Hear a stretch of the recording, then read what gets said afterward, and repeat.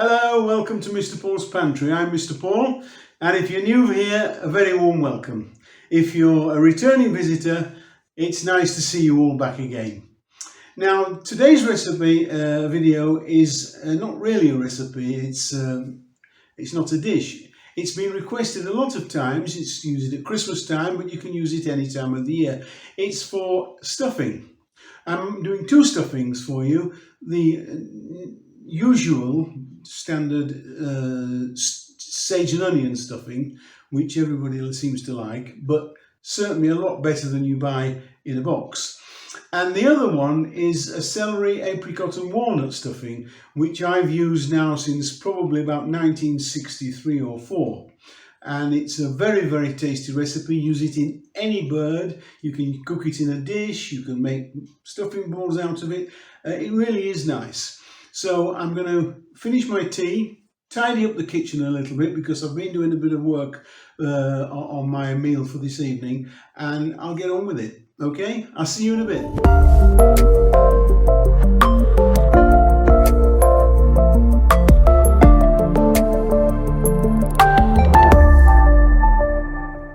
So here are the ingredients for the first of my stuffings today, and it's called the celery, walnut and apricot stuffing.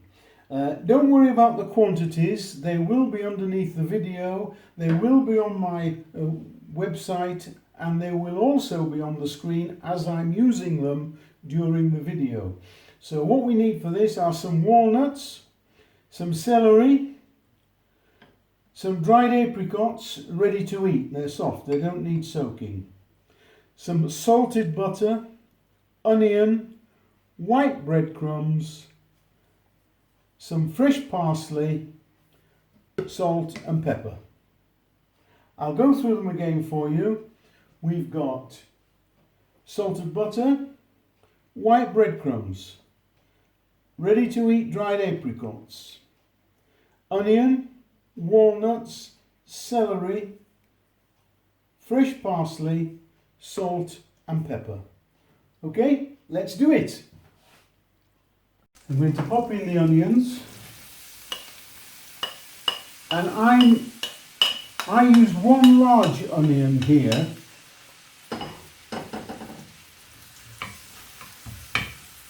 but the recipe underneath states 2 medium onions. Okay, I didn't have 2 medium onions, so I'm going to make sure all the butter is coated all that onion.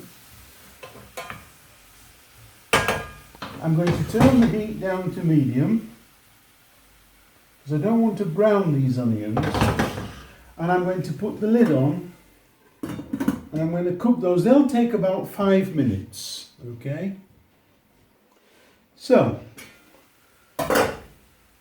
as you can see, the onions are now softened without browning them.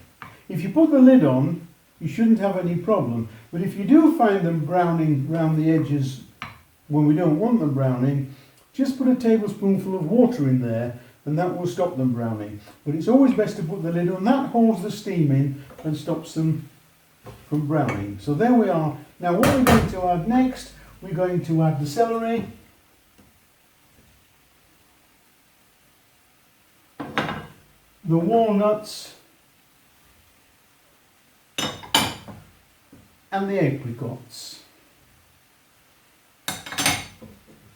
Give those a good stir. Now when we've stirred these and made sure they're all coated in the butter nicely, we're going to cook this now for a further 4 minutes. 4 minutes should be quite sufficient. But I am going to pop the lid back on and I'll put the timer on for 4 minutes.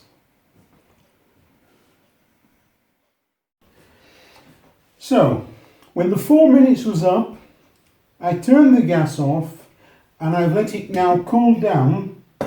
It's now just slightly warm. And I'm going to now add the breadcrumbs.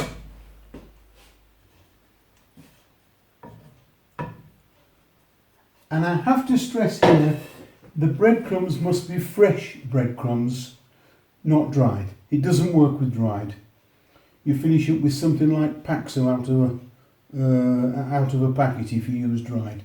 This is fresh breadcrumbs, and I'm also going to add the tablespoon full of parsley there. I'm going to season it well. Some salt. I put about a teaspoon and a half in there, and some good grinds of black pepper.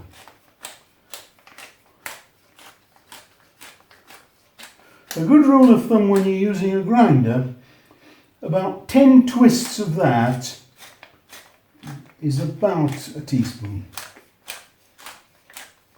There we go. I'll give that a nice mix. Now at this stage, when you've got to this stage, if you want to freeze this for later, keep it for Christmas Day or something like that, you can do that. This is the time to do that. If you want to cook it, just a moment while I finish mixing this now. If you want to cook it in a dish in the oven like this, you'll grease that. You will need to add to this, before you can cook it like that, some stock. You need about 200 mils of stock, something like that.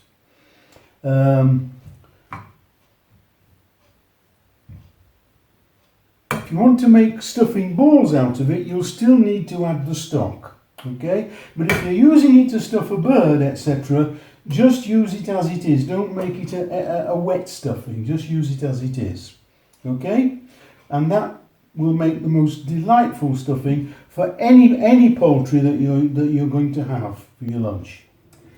So here's the stuffing. Now, if we want to cook it in a dish like this, separate from the bird, then or making stuffing balls from it, we need to add some stock. And here I've got 150 mils of chicken stock, which I'm going to put in there now. 150 millilitres of chicken stock. If you're going to put this inside a bird, any sort of poultry, then you don't need to add this stock to it. We just want to moisten it a little bit so it doesn't dry out in the oven. Of course, when it's inside the bird, it can't dry out because it's enclosed and being cooked within the juices and steam of the actual bird. Now, if you want to make stuffing balls from it, all you need to do, I'll just adjust this a little. All we need to do is take spoonfuls of it, depending how big you want to make the stuffing balls, of course. A little bit more there, I think we need.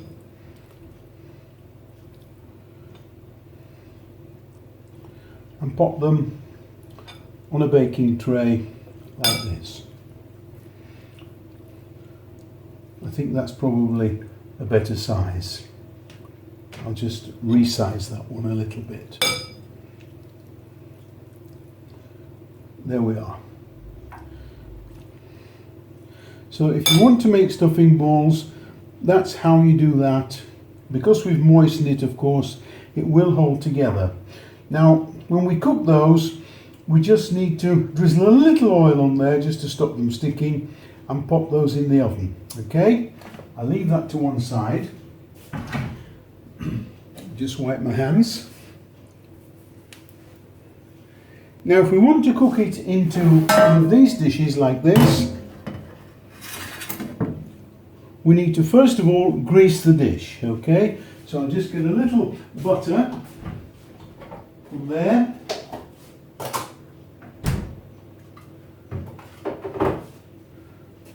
And grease the dish all round inside. You can actually use melted butter if you want and brush it round, but we need a good coating of butter around there. And then we're going to put in the stuffing.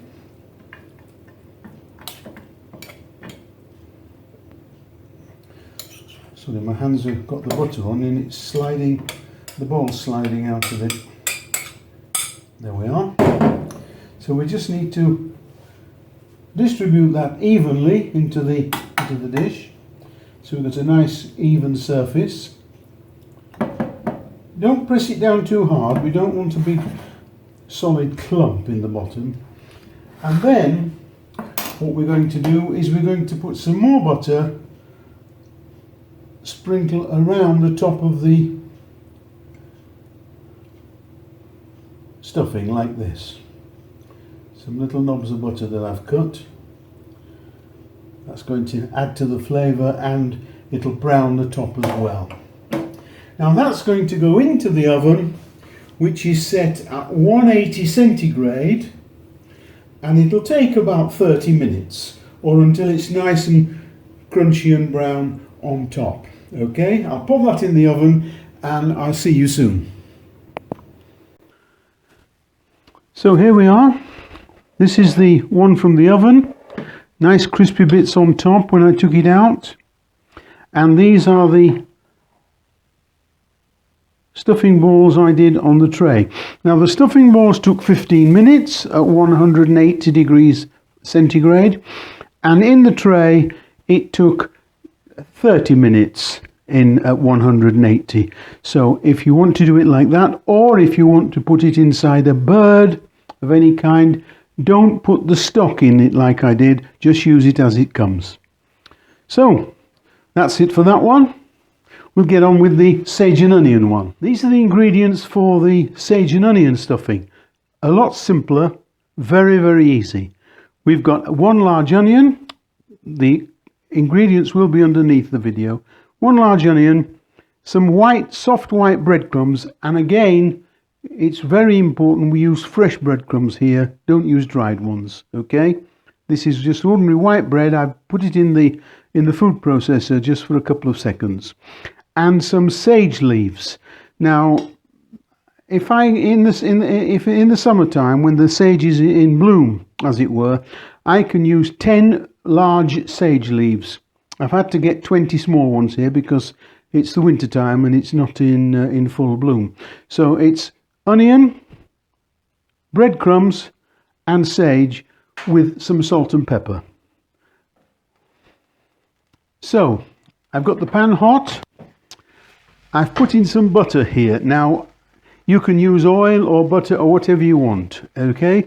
I'm using butter and I've got 50 grams of butter. And once that's melted, it's nearly melted now, we're going to put in the onion.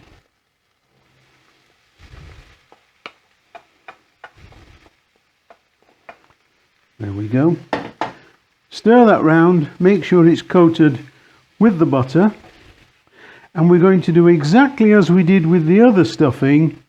We're going to let that cook gently on a lowish heat for about 5 minutes. I'll just turn it down now. For about 5 minutes, because we want to just soften the onions. We don't want to fry them and brown them, just soften them. And to make sure we don't brown them, I'm going to put a lid on there. That will hold the moisture in. If you're frying them in an open pan and you find they're getting a little brown, just put a tablespoonful of water in there and that'll prevent them going brown. We don't want them brown really. Just want to soften them, and that'll be about 5 minutes.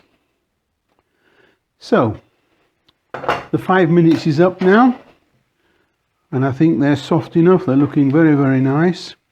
And we're going to add to those the breadcrumbs. Now there's a lot of breadcrumbs in here. There's almost twice as much as we had in the apricot and walnut stuffing.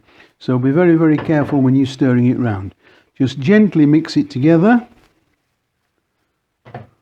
We're also going to put in there some salt. I'm going to put in about a good ½ teaspoon of salt, probably a little more. And in this recipe I'm using white pepper, and I'm going to use ½ teaspoon of white pepper in there, okay? So we'll give it a good mix round.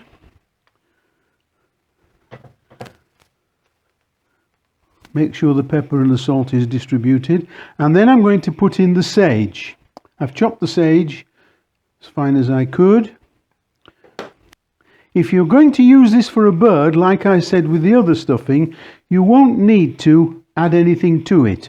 But if you want to do what I did with the other stuffing, and that's cook it in a dish or make stuffing balls, then you will have to add about 120 to 130 mils of chicken stock to this. Okay?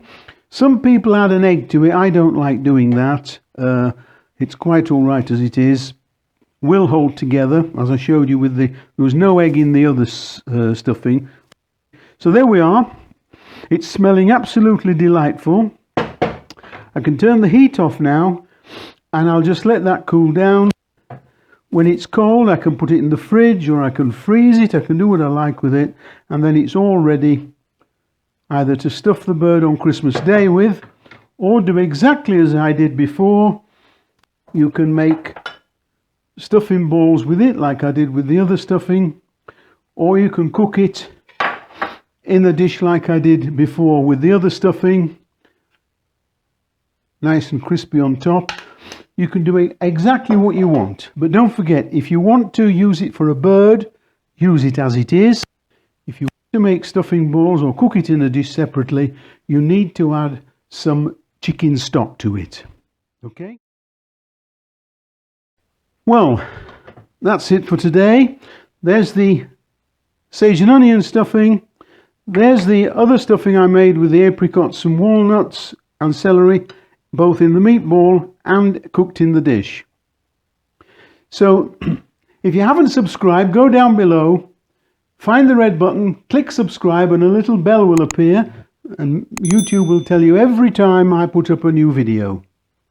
If you want to leave us suggestions, comments or questions, leave those underneath as well. I do read every single one.